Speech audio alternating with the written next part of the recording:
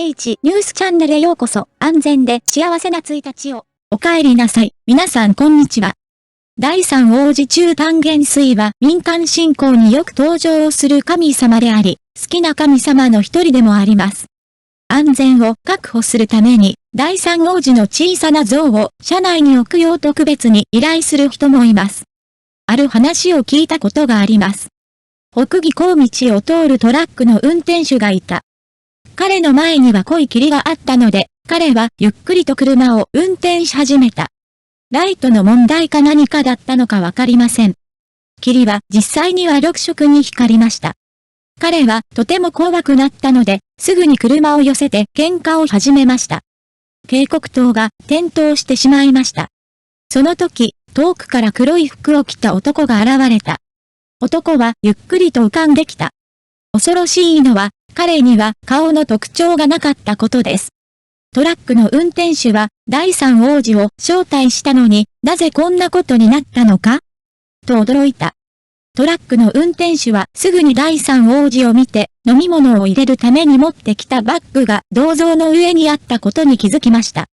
彼はすぐにそれを脱ぎました。衝突音とともに黒服の男は消えた。トラックの運転手は怖くなってたくさん階に走っていきました。プリンを車に置きます。実は第三王子に関する話は本当に多いんです。今日は第三王子に関する2つの超常現象についてお話しします。ストーリーは視聴者のアンバーによって投稿されます。もう一つの物語はスーパーナチュラルコミューンからのものです。物語が終わった後、神によって新たな物語が明らかになります。ユニット。以下の物語は一人称で語られます。私は超自然的な体格を持っており、それに対する見方は非常に特殊です。ほとんどの場合、ここに何かがあるとわかるのは、ある絵が突然頭の中に浮かんだ時だけです。最近、特別なことが2つ起こりました。その1つがこんな感じです。現在の会社が新しい店舗をオープンする予定です。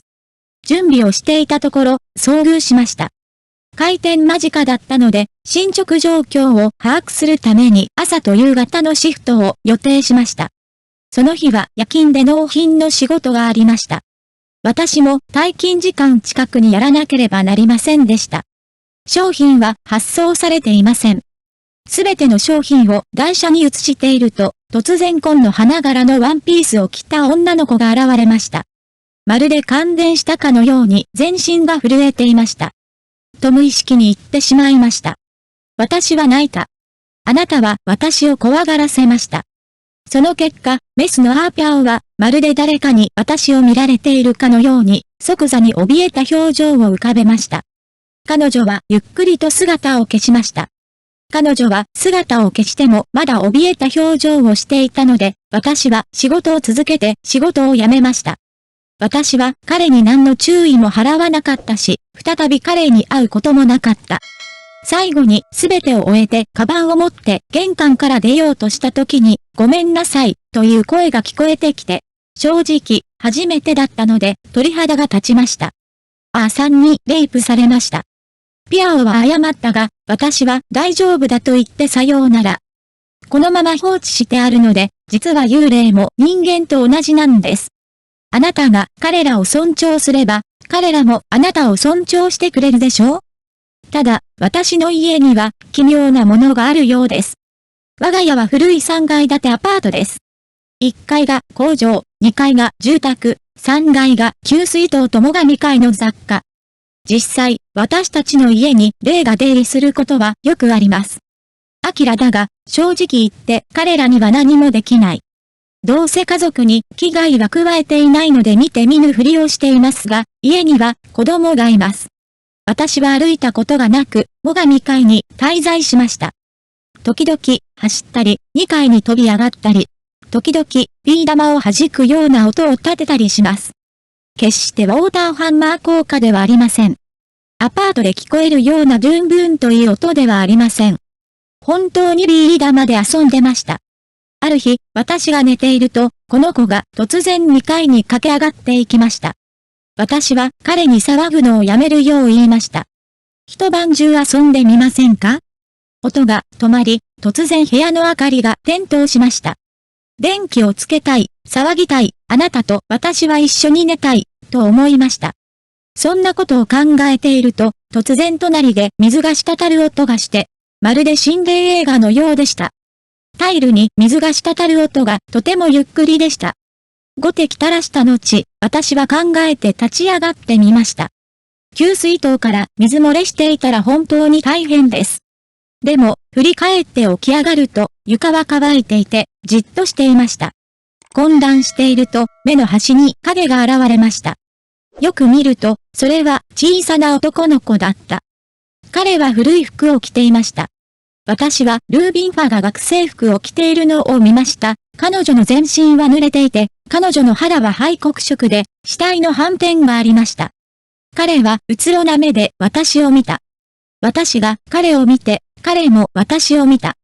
私は横になって寝返りを打って眠り続けました。ピリオド。3秒も経たないうちに、声が私の耳に現れました。それは小さな男の子でした。私を助けたいですか？すぐに目を開けたと振り返った。誰もいなかった。彼もここにはいなかった。なんて大胆なんでしょう。私が以前かであったピャオは、公然と姿を現したり、声を上げたりする勇気がありませんでした。これは正しくない。さらに、彼は私の助けを必要としています。彼を助けるために私に何ができるでしょうか？そこで私は翌朝すぐに王子のところへ行き、この件について尋ねました。王子は中丹の元帥でした。聞いてみると、家族の中に男の子が2人いて、最上会でおはじき遊びをしていたそうです。彼らは以前に母親によって中絶された子供たちであり、適切な扱いを受けていませんでした。今も彼らはそこにいます。最上会で天性を待っていたが待ちきれなかった。彼は私の母のところに行きたかったのですが、母はもう生まれ変わることができないので、王子に協力してもらえないかと頼みました。この件に関しては王子も、そうだね。と快く応じてくれた。私は友達を作るのが一番好きです。その部屋にいる王子様はというと、私の曽曽祖父の弟だという。彼はその時で帰死した。誰も知りませんでした。誰もが彼が家から逃げ出したと思った。結局、彼は生まれ変わる気はなかった。彼はただこのように浮いて遊びたかっただけなのです。生まれ変わろうと思えば、それでもそうするだろう。彼が自分でやりたいなら私が頼むので、私はまだ彼に対処しなければなりませんが、彼は私に手伝ってほしいと思っていました。王子は首を振って、それ以上話さなかった。家に帰って2週間ほど経った頃、父は夢を見ていると言っていました。私は家にある神のカードに入りたがる小さな男の子に関するとても奇妙な夢を見ました。最後に私は父にこのことを話しました。父もそれに対処してくれる魔術師を見つけてくれた。ついに曽祖父の問題が解決しました。本当に王子様が聖すぎると思います。これが彼の言っていたタイミングでしょうか？私は最初、小さな男の子がボールが怖いかどうか尋ねるだろうと思っていました。ビリヤードをするもうダメ。この話は本当に特別ですが、言わなければなりません。次の話は怖くないけど必読です。私の体格はさらに特殊なので、世間で言われているような陰陽の目はなく、幽霊も見えず、声も聞こえません。ただ、神の声が聞こえる時と聞こえない時があるので、頻繁に行っていることを確認するために杯を投げる必要があります。ノートルダム寺院に参拝してきました。この寺院にはノートルダム寺院の他に王子様もいらっしゃるので、王子様にお酒をご馳走するために飲み物も持って行きました。この日、私は母祖であるノートルダム大聖堂の前にひざまずいて指示を求めました。ことが終わった後、私は儀式を行ってから死んでもよいかと尋ねました。金神を終えたら帰りますか？しかし、私はまだカップを投げることができませんでした。王子を見ると眉を潜めているように見えました。私は尋ねました。王子は何か言いたいことがありますか？聖杯すると美味しくない。という可愛い声が聞こえてきた。王子今日はたくさん買ったの？飲むのは好きじゃないの？と尋ねました。聖杯。次回も同じものを購入します。いいですか？聖杯それから私は言いました。ロリポップを買ってもいいですか？私は聖杯を食べないので、たくさんあるよ。とまた可愛い声が。じゃあお聞きしますが、好きな方を選びたいですか？聖杯。その時、私の頭の中にプリンが現れました。私は尋ねました。プリンを食べたいですか？聖杯それから私は尋ねました。熊のクッキーは食べますか？笑うカップが登場。するとまた、これ私も持ってるよ。と可愛い声が。私は微笑んで、今日買ったパンは好きですか？と尋ねました。可愛い声が現れて、大丈夫だよから。だから、またサイコロを振るのが面倒だったんだ。いつ来るかわかるって言ったから、一緒に買い物に行って一緒に選んでくれませんか？この時また声が聞こえてきて彼はこう言いました。違う。宮殿内を走り回ってはいけない、叱られるよ。もう一度確認するために森で尋ねると、宮殿を支配したいから走り回れないから買うだけって言ったのか？聖杯私はイエスと言った。では、これら二つ以外に何が欲しいですか？話し終わるとすぐにバナナの束が私の頭の中に現れました。私は言いました。王子様、バナナを食べたいですか？聖杯それから彼は私がそれを本当に食べたいと言いました。もちろん。次回ここに来たら絶対買います。王子様、体験者と話してはいかがでしょうか？私たちは先制した兄弟でした。ロザリオを持って炉に行くと、案の定、王子の隣に熊のビスケットとロリポップの入った大きなバケツがありました。数日後、この前王子とバナナとプリンを買う約束をしたことをふと思い出し、スーパーにバナナとプリンを買いに行きました。バナナを拾っていると、これはいらない、とても可愛い声が聞こえました。もう一束手に取ると、彼は、これは素晴らしい。と言った。振り向くと、堂々からどうぞ。と糖質オフのヤクルトを飲むと黙っていた。大丈夫だと思いました。私は糖質オフのものを食べました。それからまたお寺へ行きました。私は王子を見て、王子に指示を求めました。私はあなたと約束したことを守りました全開羽。バナナドーナツを持ってきました。それは大丈夫ですか？カップがない。私は言いました。ドーナツは好きではないのですか？カップもありません。右。プリンを買うのを忘れてしまいました。プリンを持ってこなかったからでしょうか？笑うカップ。そこでもう一度聞いたのですが、あなたですか？糖質カットなしのヤクルトが欲しいですか？聖杯。私は突然王子に微笑み、さっき泉連へ買い物に一緒に来たのはあなたではないですか？と言いました。聖杯。もう一度言いました。それからあなたは宮殿を支配したいと言い、こっそり抜け出しました。すると可愛い声が出て、声を抑えて、と言いました。不思議だなと心の中で静かに思いました。一緒に来たばかりなのに、どうして本来の味が欲しいだけだと言わなかったのですか？それから彼は、実際に私の心の中の質問に答えました。彼は、まだ迷っているから、とにかく受け入れてください。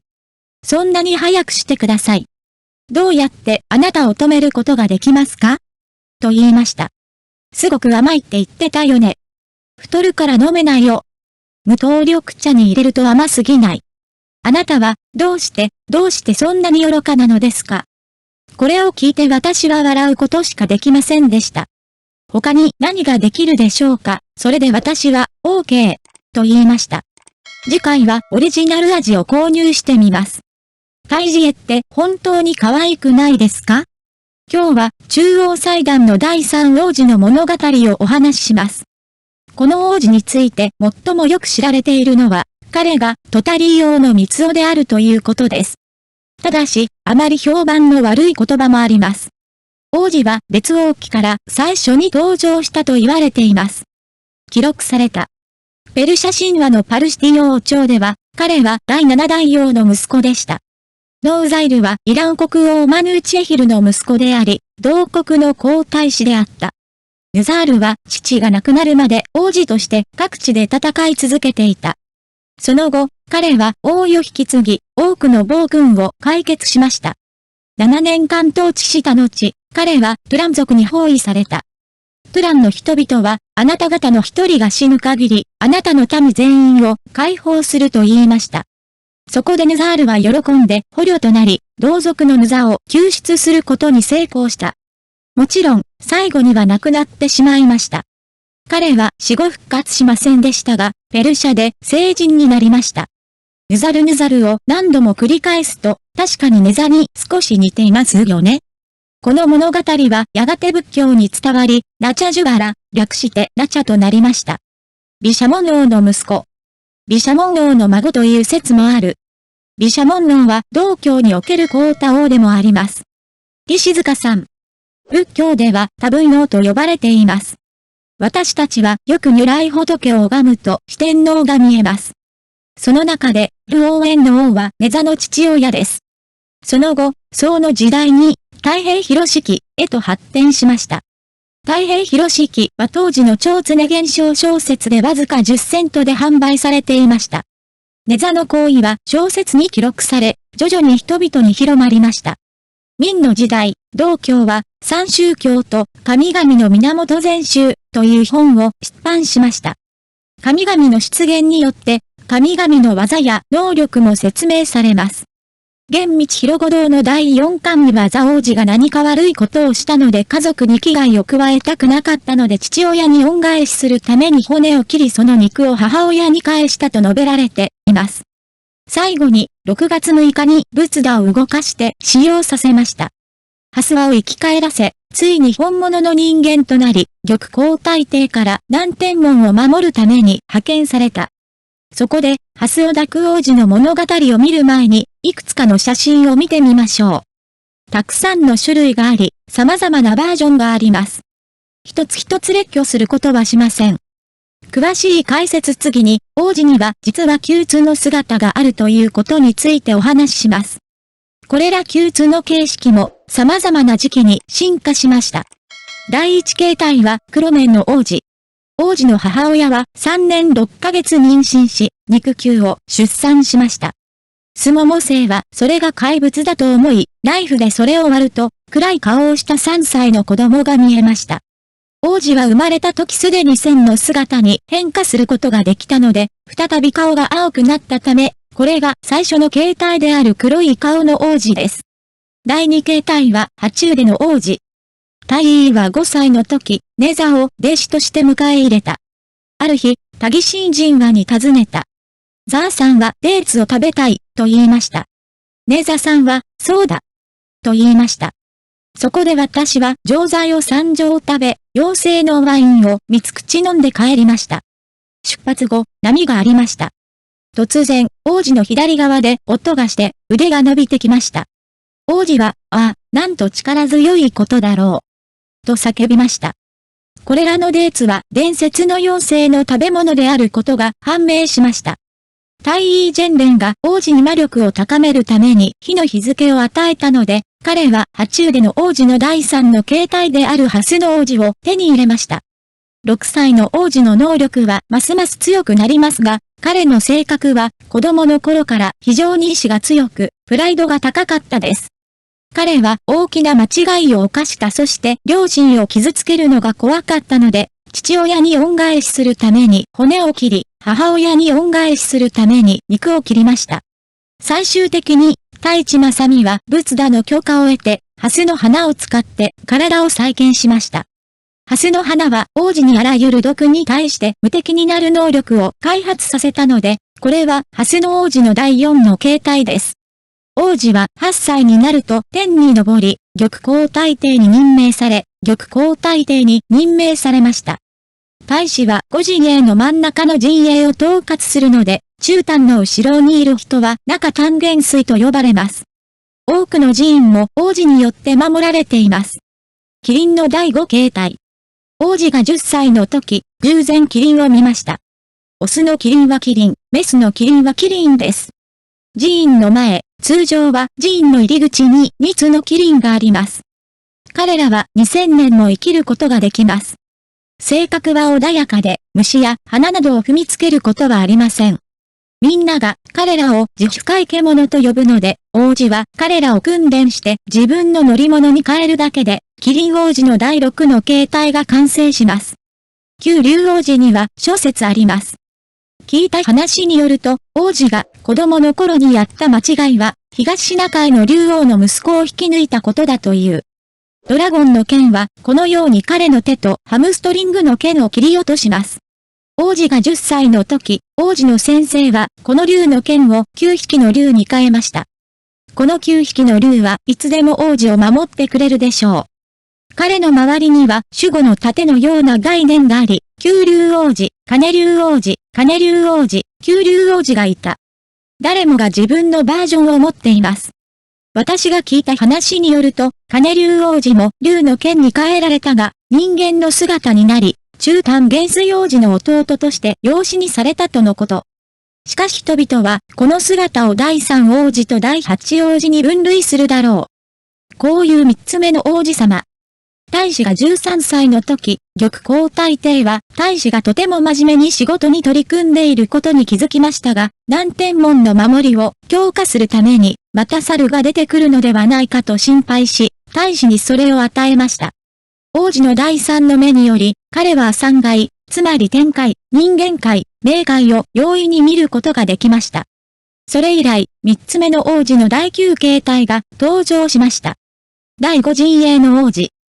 年の王子は並外れた行を繰り返したので、玉三角はその王子を中丹の元帥ではなく、紙兵と将軍からなる大隊を指揮する第5大隊の王子に任命した。それでおしまい。